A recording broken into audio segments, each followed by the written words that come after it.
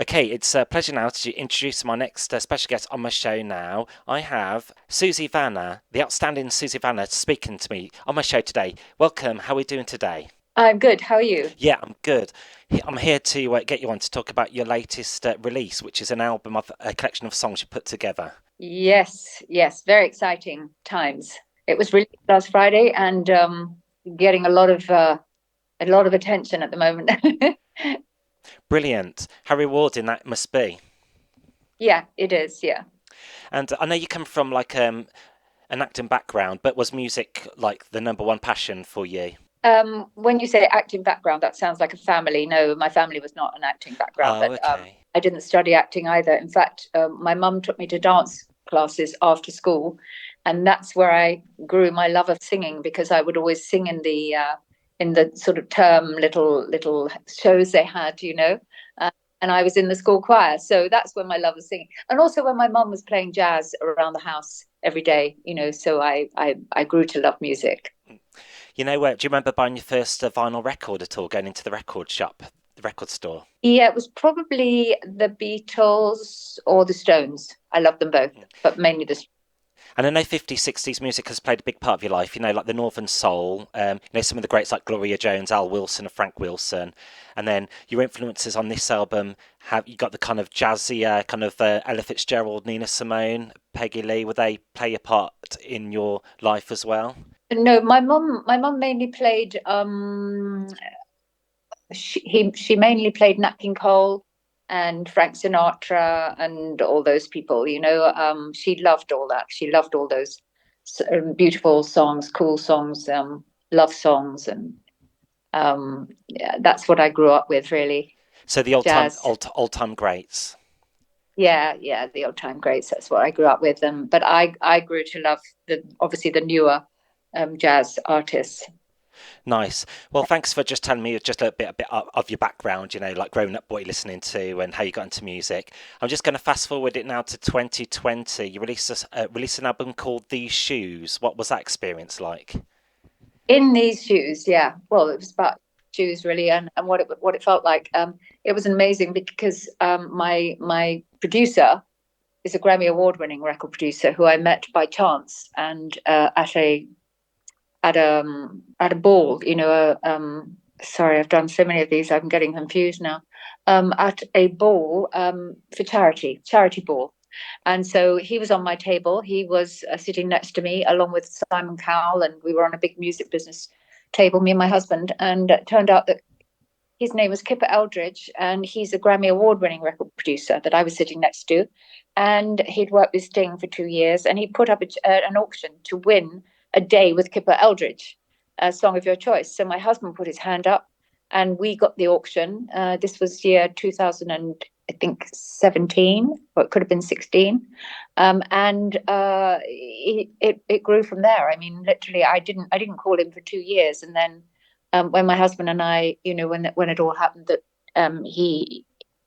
I found out that he was going, he didn't want to be with me anymore. So after 32 years, I thought, well, I go back to my singing, and so I called him, and he remembered me, thankfully, and he said, of course you can carry, of course you can do it. It's not too late.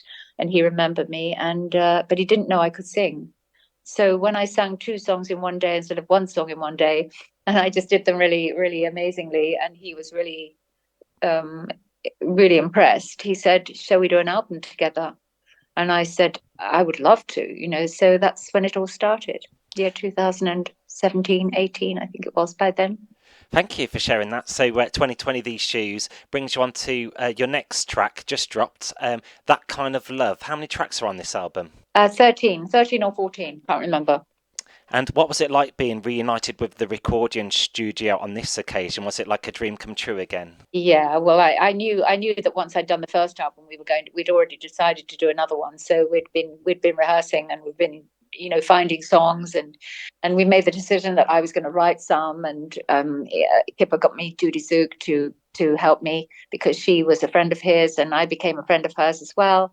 And we all worked together on it, and it was an amazing thing to do. And I mean, going into recording studio again was Abbey Road Recording Studio, and and British Grove, the two best studios ever. and a dream come true. We had the BBC Concert Orchestra backing the tracks, the same with the first album as well. And we had Guy Parker, who's the most brilliant arranger, arranging the songs. So it was a dream come true, basically, both albums, you know. Very nice. And on this album as well, someone says it's got a 60s lounge feel. Was that the sound you wanted the audience to capture here? Yeah, I wouldn't say 60s. I would say it's new. I mean, it's modern. I've made the songs my own from classic songs. I've chosen half. You know, some of the songs are classic songs already recorded that I've changed into my own style, which is what I did. And the other half is my new song. So uh, I don't believe it's 60s feel. No, not. It's more 2024 feel. Like reinterpretation.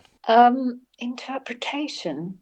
Um, well, what do you call 60s interpretation? I mean, it's more that you wouldn't get the BBC Concert Orchestra. You wouldn't get an amazing band. I don't know. Yeah. I can't. No worries. Yeah. I know, are these songs originals or cover versions? I just said I did covers and you put them into my style for half of the album, Okay. and for the other half, wrote the songs with Judy Suk and Kipper. Okay, brilliant. I just wanted to, thanks for clearing that up. I just wanted to ask about The Last Bus as well. That's a nice track on the album. Yes. Um, Yeah, that's written by Suk as well. and the Earned It as well, that's from the 50 Shades of Grey soundtrack. Yeah. Yes, that's right. Yeah, one of my favorite songs of all time, along with Feel, Robbie Williams. So I did both of those songs, and I sort of made them into my own again. I wanted to do a woman's version of Earned It, and I wanted to do a jazzy version of Feel. Nice. Do you have any upcoming gigs or shows you may like to tell us about, like concerts at all? No, not yet. No, we haven't. We haven't organised anything yet. We've been busy doing all my other promotions, like videos and photo shoots, and for Instagram and for all the all the sites and everything. And I've got more TV interviews to come, and I've got more newspaper and magazine interviews to come. So we haven't booked anything yet, but obviously, yes, I would love to, because we had to stall everything for the first album because COVID happened soon after we'd released my first album. So I managed to get one live gig, which was incredible. It was in a lovely little club in Soho, and 80 people it took, but ended up having 100 people. And it was very, very exciting. Joan Collins was in the front row, and all the radio and BBC and ITV people were in the audience. And I did a lot of TV interviews after that, and had a lot of coverage as well for the first album. Yeah, it's been an amazing journey really so far, and it's still happening. So it's going to carry on. May it last for you, Susie. Thank you. Yeah. Yes, it will. What's it like playing like intimate venues? Like say like the Soho venue, where everyone, the audience are like right in front of you. Do you like that? Yeah, I love that. Yes, I love performing. I love being on stage. I was used to that as a little girl, anyway, and and also being an actress, I did a few live performances, TV live, which is also quite daunting. But I like performing, so I don't mind small, large. Give me it all. And when it comes to future music, do you have anyone that you may like to work with or collaborate with? Yeah, anybody who wants to collaborate with me would be nice. I haven't asked anybody yet, but that is an idea for the future, definitely. And Mm. acting and singing, are they completely different kettles of fish? Is it hard to differentiate, acting and singing? What do you mean? Well, obviously, I did film acting, so it was in front of a camera. It wasn't live. It wasn't on stage, and it wasn't in a studio. A lot of it was on location. A lot of it was, finishing at midnight in the middle of a forest, like for my Count Dracula movie, in a coffin. And you don't do that when you're singing.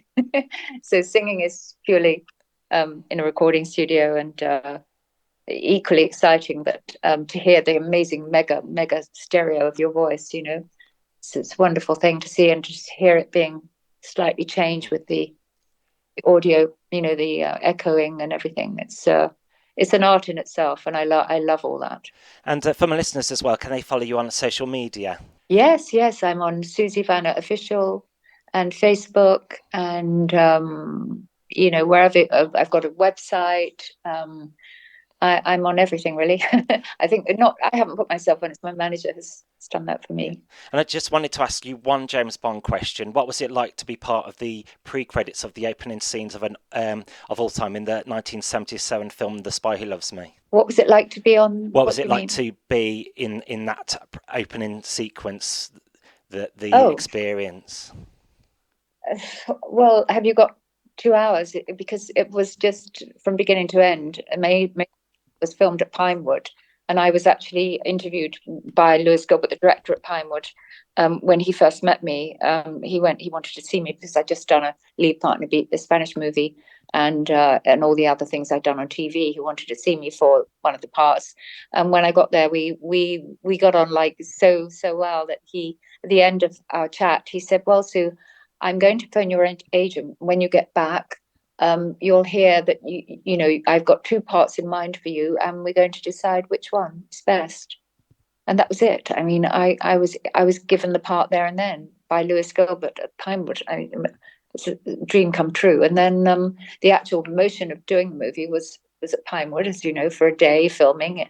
And they built up this amazing log cabin, and it was all beautiful with the fire crackling and the fur rug and Roger, and the lighting was amazing, and the direction was amazing. Everyone was amazing. I can't tell you, it's amazing to work for a Bond movie because all the crew and the producer and the directors, they're all exceptional people, really kind and really, really good at what they do. And it was wonderful to work on something so exquisitely perfect and so beautiful to look at, and also to be in. I love the music, for the Bond films as well. So I just feel very honoured to have been in a Bond movie, and I'm still getting fan mail from all over the world, from Japan and Australia and America and the whole of Europe. Every day something's coming in. So it's a huge fan club that crosses the entire world. So I'm